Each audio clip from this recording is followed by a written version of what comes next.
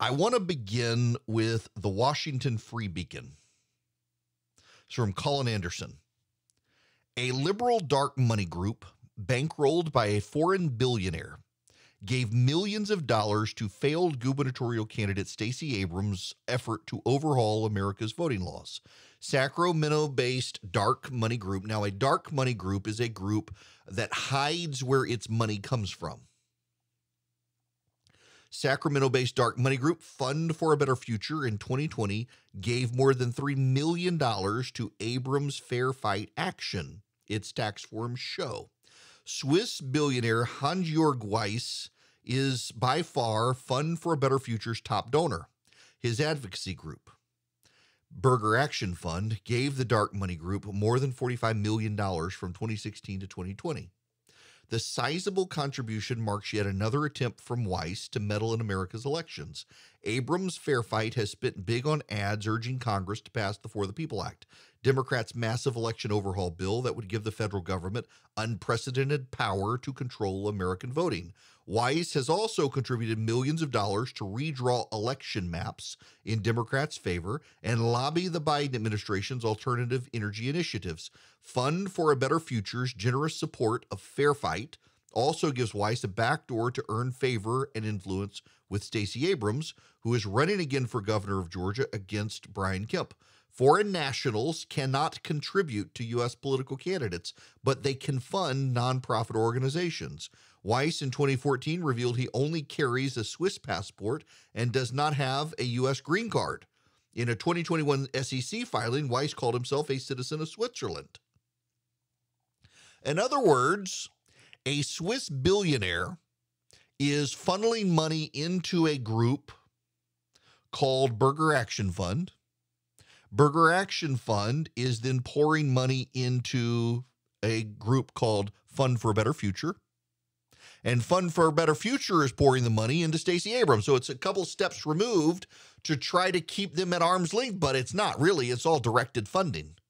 This is why it's called a dark money group. Typically, dark money groups, they don't have to show all of the individual donors they get. But if you know where to look and to follow the paper trail, you can still find out a lot of who the money is coming from and where it's going. And so you have a foreign billionaire trying to shape American elections through Stacey Abrams' group. She's being used by someone who has his interests, not the American public's interests, in mind. But it gets more complicated than that. The New York Times, Shane Goldmacher, has a story out called the Little Red Boxes, making a mockery of campaign finance laws.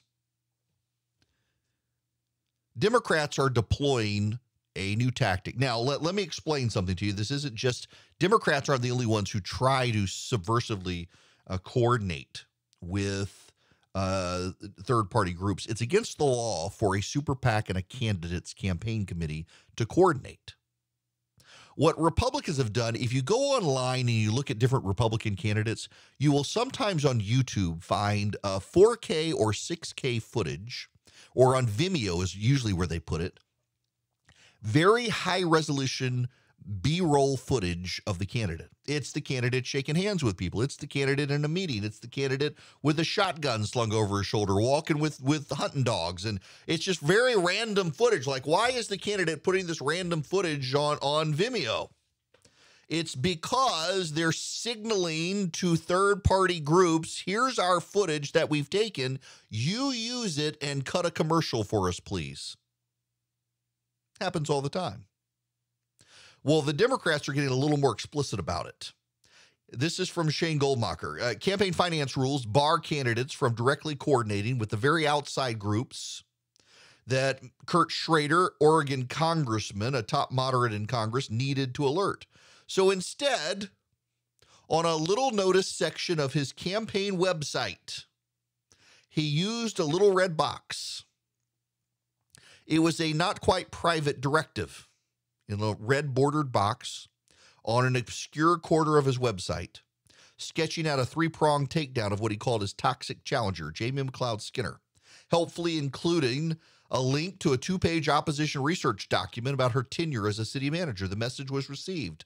On May 3rd, a super PAC that had received all its money from a secret money group with ties to the pharmaceutical industry began running television ads that did little more than copy, paste, and reorder the precise 3 lines of attack Mr. Schrader had outlined. From Oregon to Texas, North Carolina to Pennsylvania, Democratic candidates nationwide are using such red boxes to pioneer new frontiers in soliciting and directing money from friendly super PACs financed by multimillionaires, billionaires, and special interest groups.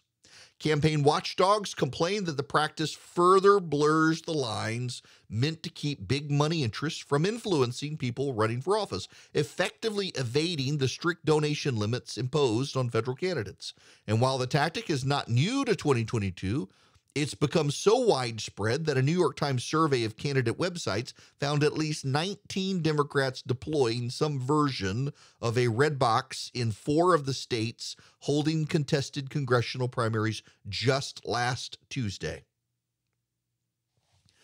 The boxes highlight the aspects of candidate biographies they want to amplify and the skeletons in their opponent's closet they want exposed. They add instructions that can be extremely detailed. Here's one for Jessica Cisneros, a Democratic challenger in South Texas to Henry Cuellar. Liberals, voters under 50 and women across only San Antonio, Guadalupe, and Atascosa counties, read the targeted guidance. Black voters age 45 plus in Durham and white women age 45 plus in Orange, was the recent director from Valerie Fouché, a Democratic House candidate in North Carolina locked in a competitive primary. It's very specific, very detailed. It's not just the Democrats, but the Democrats are the most brazen. Now, how is this tied to Elon Musk? Well, there's a larger issue of what's at stake here. The left has, for the longest time, had an ideological lock through the elite on our culture and really through our news. They have taken over Twitter. It is their playground. And in taking over Twitter, they have censored and silenced the right. Twitter has announced that it's now going to start putting misinformation boxes on stuff related to war and other crises, and you're not going to be able to share or retweet that information. And along comes Elon Musk, and he says he's going to buy it. Not only is he going to buy it, but he's going to allow free speech on it. He's going to do more free speech, not less. And then he has the audacity to come out and say, you know, the Democrats have actually moved further to the left than the GOP has to the right. I'm standing still, and they've gone away from me, and I used to be one of them. And so now I'm going to vote Republican. I wish there was a more moderate option, but there's not, and the Democrats have gotten too crazy. And now all of a sudden he's under attack. Turns out the S&P has thrown Tesla out of the ESG index. They have started auditing Tesla. Now, allegedly, a woman has come forward and says she was sexually harassed by him and he paid her off. They're dragging all of his dirt out. Why? Because Elon Musk used to be one of them. And now he's not. The greatest sin in a religion among its most faithful adherents is heresy, apostasy. When you are in a cult, when you're in a religion, and you leave it, you're shunned, you're shamed, you're attacked. Look at what Scientology does to people who leave Scientology. They organize smear campaigns. Families are not allowed to talk to their relatives who leave Scientology. They are shamed, they are shunned, they are exiled. That's what's going on here with the left. Stacey Abrams is getting a ton of money from left-wing billionaires to try to shape American politics and culture because they're losing the American people. And so they've got to even abroad fund money into this country through Stacey Abrams to try to save their stranglehold on culture and power, and it's not working for them. And along comes one of their own, the richest man on planet Earth, and he says, you know what? I've had an awakening of my conscience, and this is nuts. I can't go along with this anymore. The ESG stuff is crazy. The woke stuff is crazy. And now they've got to destroy him. They got to destroy the richest man on earth because he is an apostate. This is all about intellectual control, not ideological control, intellectual control of America. Where do you get your information? What information do you get? How do you process and interpret that information? The left has slowly over time with Twitter constrained what you can see from the right, shadow banned people more than I thought was happening. It was certainly happening.